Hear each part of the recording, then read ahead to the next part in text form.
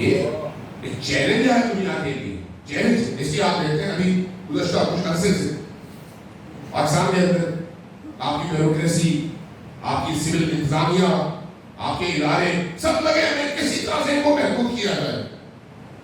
میں ان دنوں مسلسل دیکھ رہا ہوں پاکستان کے مختلف علاقوں میں آزاداری پر پابندی، گھروں کی آزاداریوں پر پابندی، جلوس پر پابندی.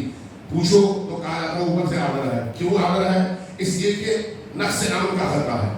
قانون تو جواب میں کہتے ہیں قانون یہ ہے کہ نئی آزاداری کہیں پر نہیں ہوگی، جو پرانی ہوگی اسی کو ہم اجازت دیں گے، اور جس سے نئی آزاداری کا انعقاد کرنا ہے وہ کیا کرے؟ وہ درخواست دے.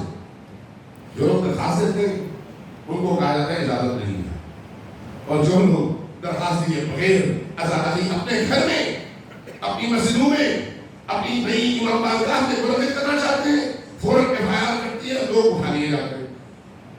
کب تک اور کیسے آزاداری سید الشہداء کو روکا جا سکتا ہے؟ سید الشہداء کی آزاداری فطرت انسانی کا تقاضا ہے اور تشیع کی روح ہے. بظاہر دو مجلسوں پر پابندی لگے گی، لیکن یہ وہ طاقت ہے، ادھر دباؤ گے ادھر نکلے گا، ادھر دباؤ گے ادھر نکلے گا، ظاہر ضرور ہوگا اور اپنے اثرات بھی دکھائے گا.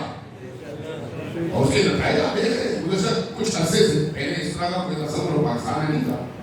یہ جو مشی شروع ہوئی کسی نے اس کو انیشیٹ تو نہیں کیا، لوگوں نے سیکھا، لوگوں نے سمجھا.